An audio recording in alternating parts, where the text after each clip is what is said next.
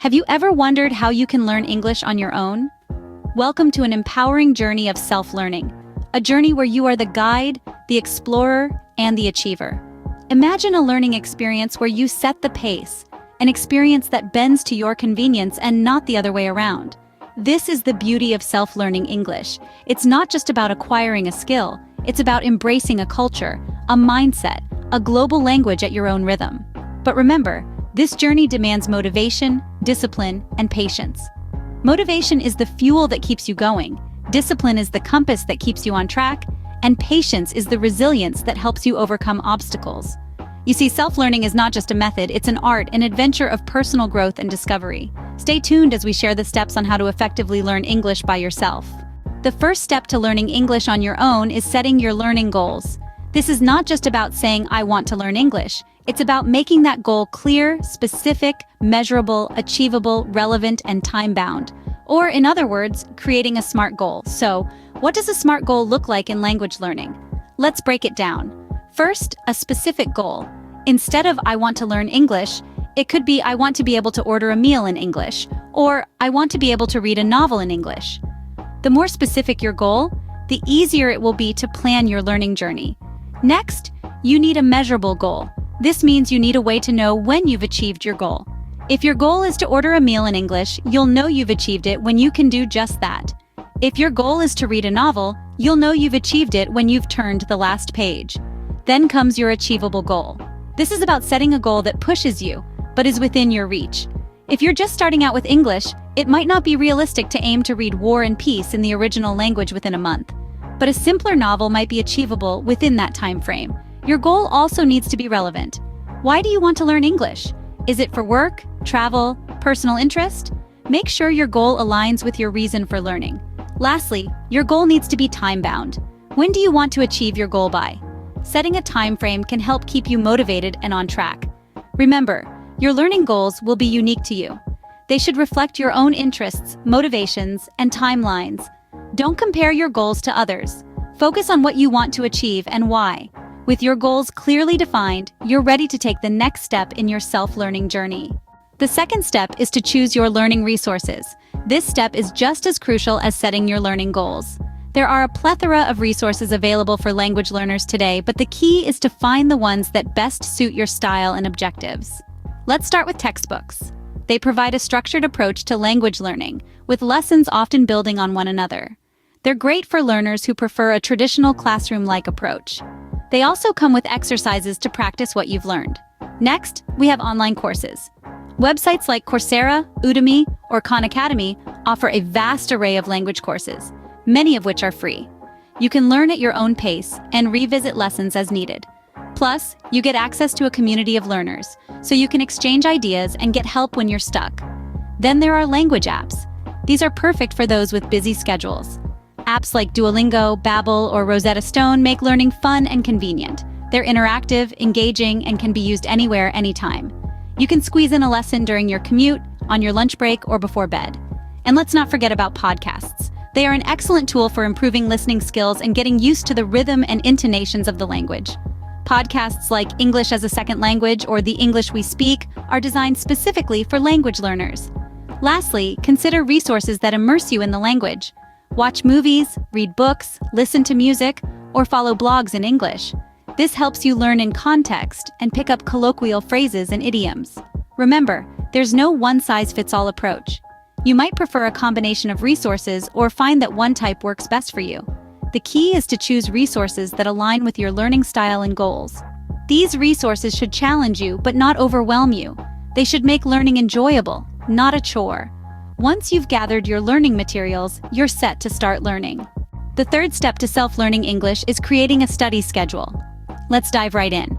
Consistency is key when learning a new language. It's like weaving a tapestry. You can't just throw in a bunch of threads and expect a masterpiece. Each thread must be carefully and consistently placed. So it is with language learning. Each word, each phrase, each grammar rule you learn is a thread in your linguistic tapestry. Creating a study schedule helps you maintain consistency. But how does one go about it? Firstly, dedicate specific hours each day to your language learning. Whether you're an early bird or a night owl, find a time that works best for you. You might prefer a quiet morning session with a cup of coffee or a late-night study rendezvous under the stars. The key is to find a time when you're alert and ready to learn. Remember, Rome wasn't built in a day. Neither will your language skills be. Break your study sessions into manageable chunks. Studying for hours on end can lead to burnout. Instead, aim for shorter, focused sessions. You could study for 20 minutes, then take a 5-minute break, then repeat. This method, known as the Pomodoro technique, has been proven to increase productivity and retention. And let's not forget rest days. Just as your body needs rest after a workout, your brain needs time to process and consolidate what you've learned. Incorporate rest days into your study schedule. You could make Sunday a no-study day or choose any day that suits you. Rest days are not wasted days. They are essential for long-term retention and mastery. So find your rhythm, break your sessions into bite-sized pieces, and give yourself the rest you deserve. Remember, learning a language is a marathon, not a sprint. Patience and consistency will get you to the finish line. With a study schedule in place, you're well on your way to mastering English. The fourth step is practicing regularly. Now, you've probably heard this 1,000 times, but it bears repeating. Consistency is key. Just as a musician must strum her guitar daily, or a runner must pound the pavement regularly, so too must you immerse yourself in English on a consistent basis. This isn't just about spending a lot of time studying, but rather ensuring that your engagement with the language is frequent and ongoing. So how can you go about this? Well, there are numerous ways to practice English, each catering to different aspects of the language. Let's start with reading. This can range from novels to news articles, depending on your interest. The important thing is to expose yourself to varied vocabulary and sentence structures. Next, writing.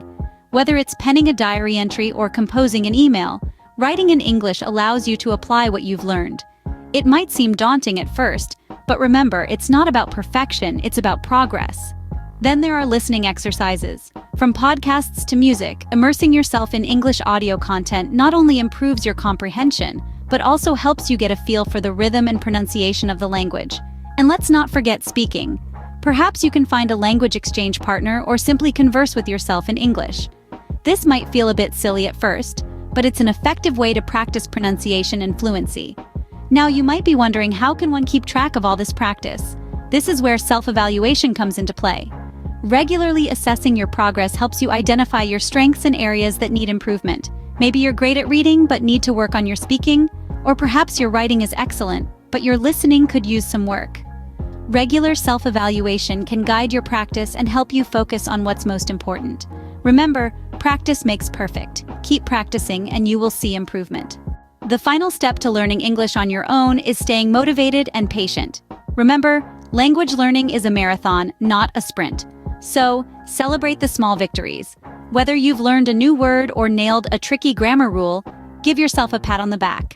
Next, don't underestimate the power of community. Join online language learning communities.